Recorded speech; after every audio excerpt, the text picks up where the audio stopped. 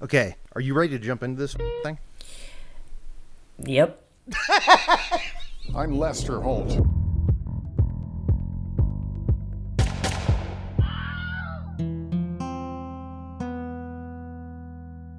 We got a new episode of Dateline here. This is season 31, episode 35. Behind the Closet Door. IMDb describes it as, after a mother is found murdered in her Arlington, Virginia home, her son embarks on a 20-year quest for justice that leads him down a dark and twisted path. So, first thoughts. Kate, hit me.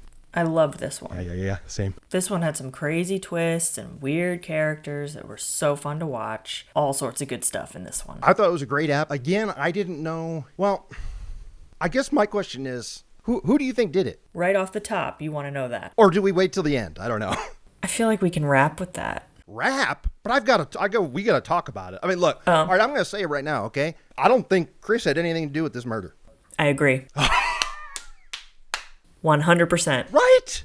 He didn't do it. Bobby Lee Leonard acted alone. Okay, good. I'm glad we're on the same page. Okay. Tonight on Dateline. August 21st, 1998. A librarian is murdered at her home. If she'd only stayed in the water a little longer. So Chris Johnson comes home, expects to find his girlfriend, not wife, his girlfriend, Andrea, and they're supposed to go to a movie or go rent a video. Either one, they can't decide. I want to know what their options were for both. I want to know what they were going to rent, and I want to know what they were going to go see. What was coming out that weekend? Let's see, August 98. Oh, God, I don't know. But I do know that the number one song in America was The Boy Is Mine. Remember that jam? Do I remember that jam? Of course. Of course. So anyway, Chris works at Home Depot, and he's calling home and leaving messages for Andrea. And he's like, I got to do this or that. I'm coming home. We can confirm whether we're going to the movies or renting a video. Also, there's another message on the answering machine from a friend named Judy, who just says, hey, I have bad news. Call me. We have some bad news. Give me a call. How you feel about that? What do you think? Well, I think they said that she had just received some bad news from another family member and just wanted to share it with her. It was like a medical thing. Yeah, but she didn't say that in the message. I just feel that's too open-ended to put on a voicemail. Say, call me, I have bad news. I mean, it could be anything. Well, maybe she was already expecting that call and knew there was going to be a diagnosis that day. Yeah. But there was another voicemail from another friend who was supposed to meet Andrea for lunch that day. Just checking to see that you're all right. It's 2 o'clock on Friday. Bye-bye. And because Andrea never showed, she kept calling to make sure she was okay, that nothing happened, wondering where she was. Well, the discrepancy is whether or not Chris listened to the voicemails. What do you think? You mean remotely from Home Depot? No, when he got home, did he press play on the answering machine? Probably. Because he said that he assumed that she was at that friend's house with the bad news. Maybe that's why she missed lunch. Yes. Perhaps maybe when Chris got home and didn't find her, he was like, well, I'll entertain myself until she gets here because she's at her friend's house dealing with some bad news. And he gave her about 7.5 hours. Biggest mistake of his life. He went to sleep. But not before he had approximately 4 crackers. 3 or maybe 4 crackers. I eat approximately 4 crackers, and then I lay down on the bed. And don't forget about the root beer. The last root beer in the fridge. That's right. Remember that root beer for later. Oh, I remember it. Okay. Kurt, we watch Dateline the same way. Yeah, we do. We do. And I grabbed the last A&W root beer. 7 hours pass. He showers. He takes a nap. He gets a snack. He's waiting for her. He wakes up suddenly at 1:30. Oh, he does laundry too. We cannot forget that he did laundry. With a blue hamper. That's right. And he said, the blue one is the one on the bottom and the white one is the one on the top. And I dropped them like this. I picked up all the baskets, held it over to one side, dropped the bottom one, which is a blue one. He wakes up at 1:30 and notices that the closet door is shut, slightly ajar, but it's usually open, so he goes to investigate, and that's when he finds the body of Andrea lying in the closet, and he freaks out. So he sees her laying down, and he calls 911, and is like, hey, I thought she was missing. I wanted to give her time, but I think she's dead. And the 911 is like, oh, you think so? The 911 dispatcher was so funny. The way she reacted was tonally very off. He's saying, I think she's dead. Yeah. And she goes, oh, you think so? Like it's all upbeat and conversational. Yeah. It wasn't like, sir, are you sure? Yes. It was like, oh, you think so? I loved it. I think she's dead. You think so? They love to give this guy Chris a hard time about the 911 call because they say he was too chill. Because again, everybody thinks they know how you're supposed to act when you find a loved one dead in a closet, okay? Yep. So he's acting all chill, and they've got such a problem with how loosey-goosey he is on this 911 call. But like you said, it's the 911 operator that's being all chill and loosey-goosey. I mean, she's the one who's being flippant. She's the one setting the tone. You think so? Yes! Absolutely! I really liked Andrea's friend Kermit upon learning of her death. I was breathless. So many hard-hitting questions. Like who? What? What? What? No. What? No. Where? When? Why? Yep. And how? How? Why? Who? When? And where? I love Kermit because he had his ear pierced and he looked smooth AF. Oh yeah, he was a very cool looking dude. Has any mother named their child Kermit after 1975? Well, I don't know, but it could be a family name. The Kermit in this Dateline is an older gentleman, correct? Yes. So he's named before Kermit the Frog exists. Got it. Do you know any Kermit born? Kurt, I don't know any Kermit born any year. Okay, well, that's a good point. Right now, we both know two Kermits. Kermit Frazier, Who? friend of Andrea, and Kermit the Frog. Both very cool dudes. Andrea's dead in the closet. The cops are there. They take Chris downtown, and they proceed to question him for a total of 20 hours over 3 days. It's a long time. They really put it to this guy with the interrogation. Can begin by telling the truth. Tell the truth. And no doubt it's painful. I believe it. And he did not have a lawyer the whole time. No. Because I think it's important that we establish that Chris Johnson was a grade A cuck. Wow. And I say that with respect. Like, they made a point many times that Andrea wore the pants. I mean, they literally said Andrea wears the pants. She sort of wore the pants in the family. He allowed my mother to do 90% of the talking and emoting. Like, he was kind of a pushover. I took it as going from the 911 call and his demeanor throughout the episode. He's just a laid-back, chill guy. Like, he doesn't really get riled up about much, even when he probably should be riled up about something. He's very even-keeled. So I think during his interrogation, it was that classic thing, another example of cops lying to suspects, telling him his prints were on Andrea's body when they weren't. Yeah, that's not the only lie they told. They also told him that she was killed after he got home. In the United States, investigators lying to suspects is a common practice. Chris legit thought that maybe he did it and he just didn't remember. Detective Brennan's partner said my fingerprints were on her body and that her time of death was after I got home. And I can see how this tactic works great when a suspect is clearly guilty and the cops just need a confession because all the other puzzle pieces fit. But in this case, only hours after a murder, when someone just lost a loved one and they're in shock and they're grieving, it seems like such a cruel time to lie to them. And Chris was clearly out of it. It's almost like he thought he entered a fugue state and didn't remember it because they were telling him, you were there, your prints were on her body, you did it. Yeah. And JMank, oh, of course, we got to say this is a JMank episode. Yep. Josh Mankiewicz, of course, a Dateline All-Star. Here's Josh Mankiewicz. I thought he crushed it, too. I thought he was really good with some of the back and forth with the son, who I had a real emotional roller coaster ride on what I thought of that son. That's correct. So Andrea had a 24-year-old son, Kevin, who had moved out a year before. He is notified about the death, and he's already pissed off at the cops because they're not telling him anything. They're like, well, what do you know? And he's like, they have this weird back and forth where it's like, he thought she was in a car wreck, so her body is probably close to her car. And they were like, well, where's her car? Like, you know, just doing the dumb cop of not giving them any information. He very much encouraged me to speculate. I was in shock, and I said, what happened? And he said, well, what do you think happened? According to him, that's how it went. Yes, absolutely. But so Chris is sitting in there 3 days, nonstop interrogation. Losing his mind. He's told that his fingerprints are like on her neck or something. So he is going, well, these cops aren't going to lie to me. They have the facts, which is why I love that all the times in his interview when he is supposedly confessing. Did you already know that Andy was in the closet? No. And you're sure about that? From what I know, yes. Now, why are you kind of qualifying? Not only is he doing qualifiers, but before that, he's saying shit like, well, based on the information that I've been told inside this building, I must have killed her. Yep. Because he's clueless. And not to mention that the interrogators are inching closer and closer to him, putting their hands on his knees, coaxing these confessions out of him, and planting ideas in his head. Yeah. And he's just a shell of a person at this point. And he's fallen for every trick in the book. Even that one guy, the specialist, or the retired detective that called it old school, which I would just like to call, like, should be illegal, is what that means in this case. They go in there and say, we know you did it. All we want to know is why. Why'd you do it? We already know you did it. So with that mentality, every question that they ask Chris, until they get the answer that they want to hear, they don't believe him. So that's what happens. Tell the truth. If what happened was an accident, tell me that was an accident. For hours on end with Chris is like, he keeps saying this. And then all of a sudden, if he says, well, maybe I did this, that's the only way that he's allowed to move on with the interrogation. I mean, this is like how they all go, like all the false confessions. It's the only way to get them to stop asking the same question. Do you ever think while you're watching these, do you ever think to yourself, hasn't this guy seen Dateline? Yes, I do think that.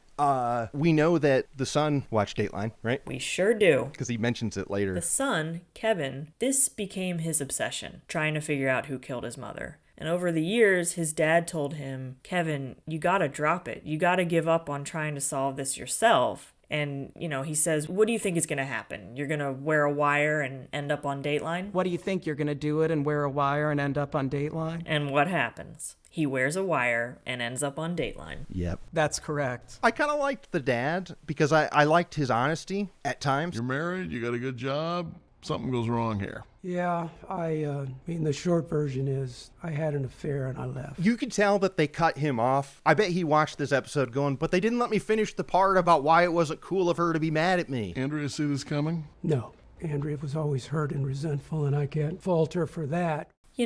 Divorce is hard. Maybe his side of the story didn't fit with this narrative. I do like how JMank is like, oh, so your last fight was about money. Interesting. And he goes, yes. Because he's had to deal with that for... That's been weighing on him. I like that. So the last conversation you had with your ex-wife was a fight about money. Yeah. His voice, too. He sounded like the horny pedo on Family Guy. You like popsicles? Or like he kind of like the guy who voices Piglet. Didn't he have a funny voice? Yeah. Well, speaking of voices, both Chris and Kevin had very high-pitched voices that were so similar. During the lunch meeting that was recorded, I couldn't even tell them apart. Same. I was going to say you look different. I probably look different too. No, you look exactly the same. I think Kevin looks like a cross between Tim Bagley and Beans from Even Stevens. I feel like I gotta Google it. Beans? Beans from Even Stevens. I wrote Beans and it was the... Oh, that guy? Yeah, I could see that. Can't I hang out with you guys? I don't have any friends. Poor Beans. Also, Kevin looks like he's always on the cusp of smiling. Yes. Yes. Like he's got a smile just waiting to come out. No matter what subject matter they're discussing, no matter how grim and upsetting, he looked like he was going to smile. Even in the clips of him running, he looks like he's about to break out into a laugh while jogging. I've done 3 marathons. So the cops and everybody else has such a huge problem with how Chris didn't notice that there was a dead body in the closet. Are you buying this story? Because police were not. Now, we've already said that it was only ajar or closed, so he didn't see it. The laundry was not in the closet. It was outside the closet doors. Mm-hmm. So I could see how he could do laundry without having to open the closet. Yes. Also, men are not very observant. I was thinking that too. I was thinking that same fact. Unless he had a reason to look into the closet, he's not going to notice shit about the closet. Nope. That does feel like a dude thing. Drop the bottom one, which is a blue one. But it's not like the body's going to start stinking in there. It's only 7 hours. So, why would he know there's a body in there? I didn't think there was anything suspicious about his behavior. Okay, so the murder happens. The cops ask Kevin, the son, who do you think did it? He says the computer guy. Cops do nothing with this info, apparently. So Andrea was getting rid of a computer and gave it to a stranger off the street that she invited into her house to give the computer to. Mm-hmm. She sure did. That was a bummer that she did that. That was not a good idea. You and Chris said, why are you letting somebody into your house that you don't know? Yeah, more so me. Chris agreed with me, but as usual, he was very quiet. Maybe she thought because he was doing work outside of her house for a couple days with a crew, like he had a job, people could vouch for him, it felt safe. Yeah. It was a different time, and maybe she'd never seen Dateline. Right. You know what? Maybe. Dateline had only been on the air for 6 years at that point, so who knows what she was up to on Friday nights. Did you watch? I still meet people who don't know what Dateline is. Shut up. They've never heard of the words Dateline before? If they have, they don't know what it is. I don't understand that, and I don't want those people in my life. Agreed. Okay, so the cops ask Kevin who they think did it, and he says the computer guy. He doesn't know who the computer guy is, and the cops refuse to tell him. So a year passes, the case is still cold, nobody's been arrested. He hires a private eye to find out who the computer guy is. And he does, and he finds out that it's Bobby Joe Leonard. Now, and as again a great JMank line, he wasn't just the computer guy, he should have been called the criminal guy, because he had a rap sheet that was really long. Yep. Kevin is sitting here going, it's the computer guy, here's his name, blah, blah, blah. And the cops are like, we're not having it. We already eliminated. We know Bobby Joe Leonard, and it's not him. Yeah, I love that they were like we're way ahead of you and it's wrong. So like, just keep moving on. Which is, it's insane to me that this took 20 some years to get that guy arrested. Isn't that crazy? Yeah, because Kevin knew a year later. Yeah. So Kevin is like, it's this guy. And the cops keep saying, no, it's Chris. And Kevin, for the longest time, doesn't believe them and is very adamant that Chris couldn't do it, which is where we stand right now. He didn't do it. And I'm sort of confused why the cops thought Chris did it when his alibi checked out. Cops checked Chris's timesheet. He was at Home Depot all day. And they knew it couldn't have been him. But they were still convinced that it was him somehow? That maybe he could be in two places at once? Yeah, because later, when it's revealed that supposedly Bobby Joe was hired by somebody, it was a shock to them. It was presented as a shock that Chris would hire this person. It's like, well, if you didn't think that, then how did Chris do this murder, according to your theory? How else would he do it? Yeah. Kevin said there was some gross negligence on the part of the Arlington PD. He had some choice words for them, which were fun. I was ready to pound my head into a table. And see, those were the times where I was liking Kevin. And then when he went undercover, Kevin agreed to wear a wire while having lunch with Chris to try to talk to him more about what happened. You had a chance to do the right thing for me, and you didn't take it. I'm really sorry. And this was after police told Kevin that there was some evidence that he hadn't seen that maybe would convince him of Chris's guilt. So they show him interrogation footage of Chris saying, maybe I did do it. And I'm sure it was taken out of context, so Kevin thought, oh wow, Chris confessed. This whole time I've been defending him and he's guilty. So Kevin gets played the interrogation tape, supposedly from the cops, but there's no way they played all 20 hours, right? No. Like they fast forwarded to this part. I do not remember placing her in the closet. Oh my God. You're not really sure whether you put her in the closet?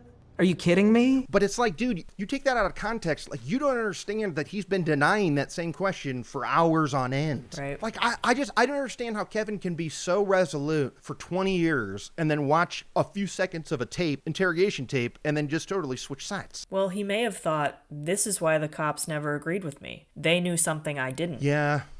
So it's about 2018. 20 years have passed. This case is still cold. Bobby Joe Leonard, the computer guy, got arrested. Wait, hang on. I wrote it down. In Philly. Hey, in Philly.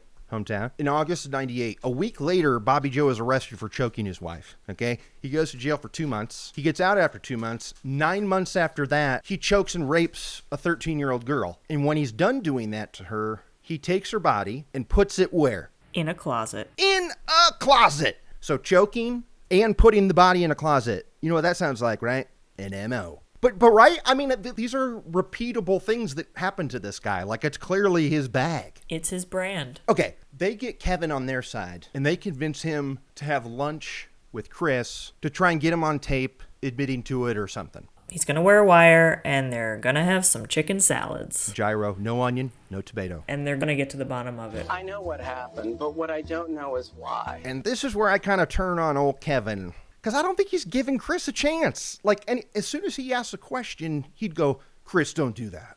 Chris, come on, don't do that. Do you think my mom would like that if you did that? Didn't even find her till 1:30 in the morning. Don't do that, Chris. Do you think my mom would be proud of that? What'd you think of his attitude? I thought Chris was being genuine. His answers were calm and collected, and he really couldn't say what Kevin wanted him to say, so he just sounded really disappointed that Kevin was convinced he was guilty and did as much as he could to help him, but he couldn't really give him what he wanted to hear. Several times, Chris denied killing Andrea. Kevin, I did not kill your mom.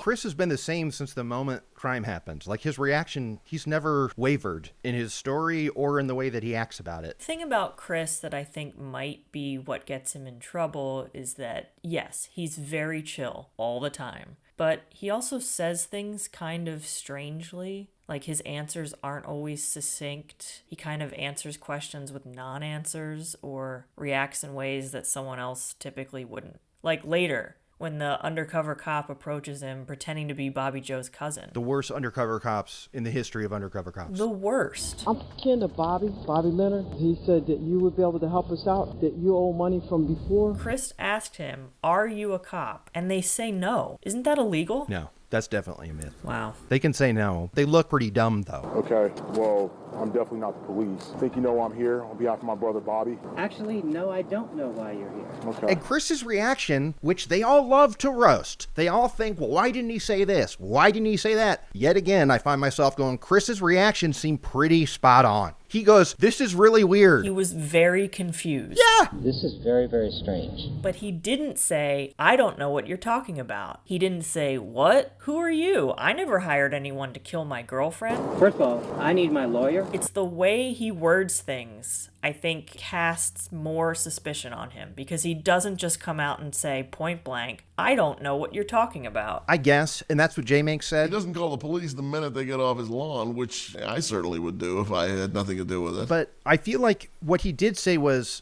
I don't owe him any money. Like, he knows who he is, clearly, because he's been the main suspect for 20 years. Like, he said, we never had an agreement. Yeah, but it's like, we never had an agreement. I hear what you're saying. You could read that as, like, he obviously talked to him, but I don't think he even did that. I agree with you, but I do see where they're coming from. You could construe that he did talk to him, they just didn't have it in writing. We never had an agreement. But on the other hand, why would you hire someone to kill your girlfriend and not have an agreement and not discuss payment? A little bit more listening, less talking, okay? My favorite part of this episode is when we learn that Bobby Joe Leonard is serving time at a facility that JMank describes as a castle on the hill. The cold case detective drove to Wallens Ridge Prison, a high-security castle on a hill in rural Virginia. I don't think I've ever heard a prison referred to as a castle unless it was like a prison dungeon in an actual castle. I agree, but then you see that exterior shot of the prison,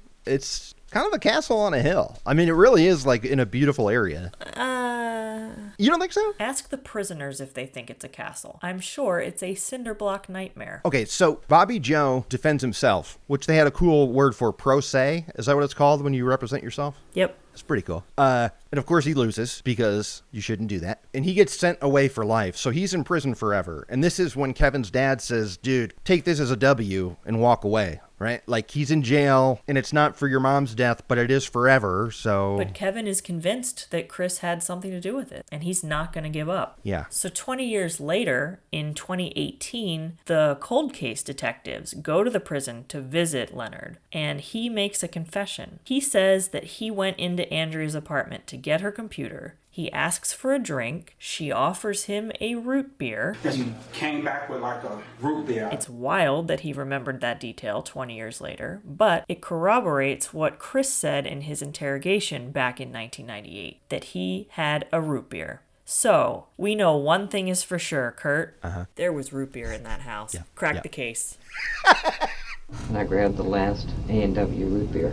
You're right. That's the only hard fact we have, is that house carried A&W, and Chris had the last one. Yep. Which makes sense, because Bobby Joe would have been at the house a day or two prior, so there still would have been root beer there. So that's something I thought about, is that they love to say, like, how did Bobby Joe know that she'd be home? Look, she was a librarian.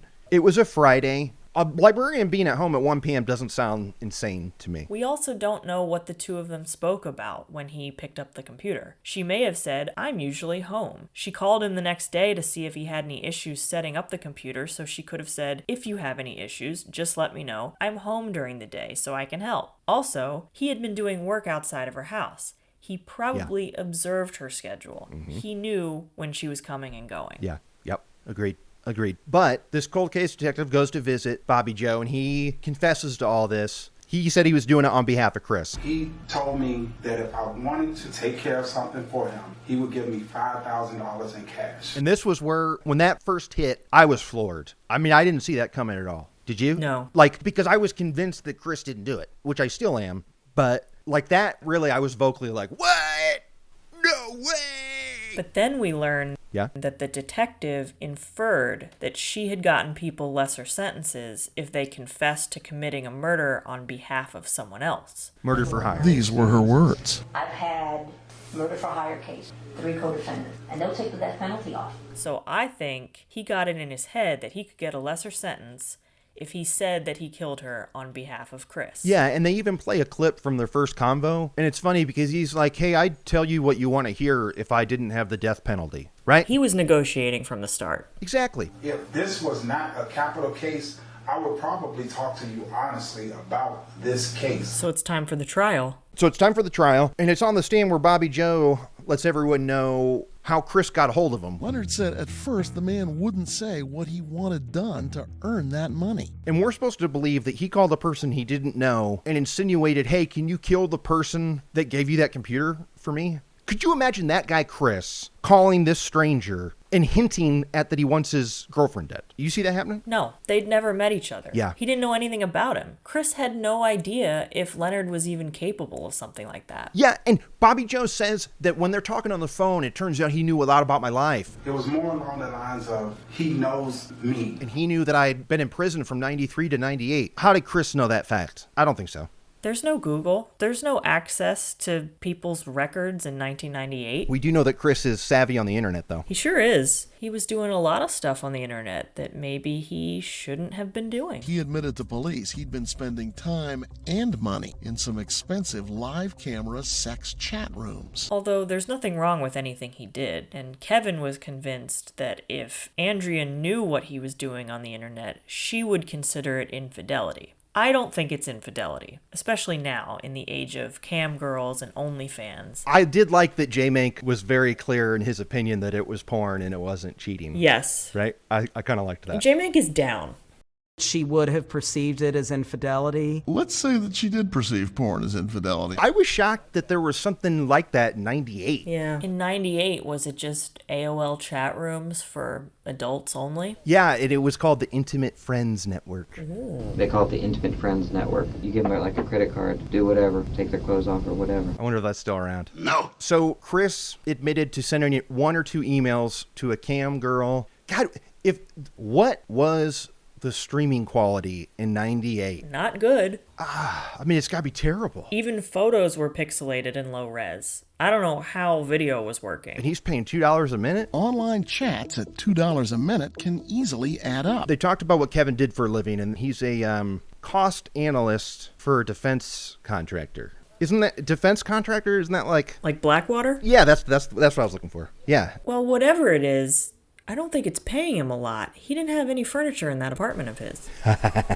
He sure didn't. Unless that was a staged apartment. Ooh, maybe. I mean, we did see a staged apartment because JMank gave us a tour of the layout. He went in there and they showed the door open. And again, I found myself going, if that door was shut, I'm not looking in there for a dead body. Totally. So they're looking for Andrea's car. They don't know where it is. And then someone finds it, and the guy who finds it is Chris. And even he admits, this looks terrible that I found my dead girlfriend's car. But if he was the only one out there looking for it, then it's not really a surprise that he would find it. Yeah. Because according to Kevin, the cops were not concerned with finding that car. Yeah. He said, this is going to be the last nail in my coffin. They're going to think I did it because I found the car. And so when he did that, he calls his son, and then he calls the cops and waits for them to show up. Again, this sounds like an innocent man who's just in places at times. There's nothing suspicious about that to me. Good news. Oh, and it's 20 years later when Kermit pops back in the picture because Kevin hit him up and was like, hey, I'm still trying to prove that who killed my mom. And I kind of liked Kermit's real talk of like, it was kind of sad because he's still so obsessed. I was really happy to hear from Kevin. I also felt kind of sad because he was so obsessed still. I could hear it in his voice. That's sad, right? Yeah, I hope Kevin can find closure and that this exhaustive effort to prove Chris's guilt doesn't cause him any more pain, because this has been going on for decades now and I don't know how it's going to end. Yeah, and actually, I can't believe we've managed to not spoil this part of it until now. The wild thing about the trial is that Chris is found innocent. And I wasn't surprised. Like, he's not guilty. I wasn't surprised when the jury took less than an hour to come back with not guilty. guilty because when they mentioned that Bobby Joe Leonard's wife said they didn't have caller ID in 1998, there's no way that he could know that that call from Chris came from Andrea's number. His ex-wife testified on the stand that they never had caller ID back in 1998. I knew he was lying to get the lesser sentence, and I'm sure that the jury thought that too. Yep. That was key. Now, granted, yeah, that was a great bombshell. She is the ex-wife and probably had it out for him, but not many people had caller ID in 1998. It was like fancy households had it. I didn't have it. Yeah, I didn't have it either. That did feel, I love moments like that where it's like his wife testified that they didn't have caller ID. You caught. The defense told the jury Leonard was just trying to get a better deal in prison. A bunch of people were talking about how charming Bobby Joe was. There were multiple people that were like, maybe that's what got him in the house because he's like charming or whatever. And he sounded very charming in his testimony. He sounded like a cool guy. Yeah, and even on the taped stuff with the cold case detective, he's saying it all nice and stuff, but like, remember when his leading statement about when Andrea enters the door is that she was wearing a tiny skirt. Like, already I'm like, kill this guy. She came to the front door. She was wearing a really little skirt type of thing. That's him going like, well, she's got it coming, you know? You see this little skirt that she's wearing? She was asking for it. So I hate that. That, again, is more proof, like, ignore the tone. Because I think that guy was clearly there for a reason. Although it was not sexual assault, though. Maybe he planned to do that, but things escalated too quickly and he had to get out of there. But he loved describing that when he put his hands on her neck, she went down with no trouble. That was weird, too. Maybe that killed the mood for him. Yeah, you know what? Maybe. That's probably a good point. There's no struggle, so it's not worth it. That's what it is. This is my take. Yeah. Chris did not kill Andrea, nor did he hire Bobby Joe Leonard to kill her. Bobby killed her on his own, and Chris's responses to the questioning from both the detectives and the undercover cops were just weird. Because he's a weird guy. At no point was he ever alarmed or on edge. But I don't think that points to his guilt. I just think he's a chill dude. And great head of hair. God. Yeah, that's true. I knew it was going to be not guilty, too, because they were really telegraphing how dumb the prosecution was when they were describing their method. What did the prosecution do but play that interrogation footage to show that he was a liar? But he's lying about doing the crime that we know he didn't do. So, like, why would that help? The state wasn't arguing Chris himself killed Andrea, so what was the point of playing it for the jury? And JMank had an issue with that too. Yeah. He was like, Yeah, they were all baffled. And even what was the line he said later? He was like, that's pretty thin. Oh, that, I wrote that down. I was dying. That was so good. It's thinner than some murder motives that I've heard. I mean, to Kevin's credit, there's sometimes where he's like, yeah, I can't answer that. I don't understand the exact motive. That's true. Why would they play that interrogation? It only helped him. Oh, absolutely. And the defense team was like, we were ecstatic. As soon as they said they were going to do that, we were like, woohoo! We rested. Yeah. Somehow the prosecution thought that was a good idea. I was kind of into the defense team lady. I thought she looked cool. What do you think? You know what I'm talking about? I have no memory of her whatsoever. Oh, well, she looked kind of cool. Oh, this was the woman with all the cool makeup. Yep. Yeah. In the one scene, she had some goth makeup. And the glasses, cool frames. And then outside the court, she had a bright pop of pink. Yep. Those rosy cheeks. Yeah. She was clearly a Sephora VIB customer. VIB is VIP, but the B stands for beauty. I'm a VIB member, so I know one when I see one. Wow. Very important beauty. Boy, you just schooled me. I thought that was a flub. VIB. She had a great line that I thought summed up the problem with the prosecution and with the cops is when she's like, they chose to believe a liar, but not believe the nice guy or whatever. Like, she said it more eloquently. I thought it was a good point. That was a great line. The police believe the guilty guy who lies to them, and they disbelieve the innocent man who they lie to. So let's run through the checklist. Okay. Number 1. Is it a small town? No. Arlington, Virginia. Number 2. Military. Nope. No one's in the military. Yeah. And number 3. Florida. No mention of Florida. So this is not a typical Dateline. Wow. A goose egg. That's true. But wait, doesn't defense contractor count as military or no? He didn't serve. He was not a trained marksman. Yeah, like he wasn't like a grunt first and stuff. I feel like I know what you got to like be going through the ranks and stuff for it to count if you were in the military. Yeah. Also, he was a cost analyst, so he's like an accountant. Yeah, and he's a money man. He's not doing it. You're right. So 0 for 3, huh? This is weird. It's very unusual. It's a good one. Yeah, and surprise, I thought of my own list, and I even have a name for it. Are you ready for this? Go on. I call it Kurt's Kick-Ass List. What do you think? Oof. Bringing it back to our girl Kim. What do you think? I mean, I think it works. I love it. There are 3 things on Kurt's Kick-Ass List, okay? And this is more like this doesn't like make a Dateline. It's when they pop up, it's like a Pee Wee Herman secret word thing where I'm like, woo! Number 1 is, did anybody in here say it was like a scene out of a bad movie? No, but JMank compared it to a movie. Or out of a movie. Isn't that really weird? I thought there were strangely written voiceover pieces in this episode. Like, Andrea loved swimming almost as much as she loved her son. Almost. Almost as much as she loved her son, Kevin. Now, why the qualifier? Yeah. I wonder if the beginning of an episode are the easiest or the hardest things to crack for like JMank or AC when they're writing these scripts. Because it always starts off with some metaphor or something. Like, yep. I was loving it though. Like maybe if she had stayed in the pool, she wouldn't be dead today. For 6 hours, she'd have hypothermia. That's true. That is true. Okay, Kurt's Kick-Ass List. Not counting that one. Number 2, does anybody talk about being on a Dateline episode or ending up in a Dateline? Yep. That does happen here. And it was delivered pretty good by Kevin. Wear a wire and end up on Dateline? Number 3, are the words signs of a struggle mentioned? Yes, they were. Notice that the apartment itself was pretty immaculate. Wasn't really any signs of a struggle. Boom. 2 for 2 on that one. Signs of a struggle here. So, there we go. Kurt's Kick-Ass List. I checked off 2 of those boxes. So that's the end of my Kick-Ass List. I thought that was pretty cool. Anything else? How are we wrapping this up, though? Our checklists are kind of the end. I'm Lester Holt. For all of us, I'm Lester Holt. Good night.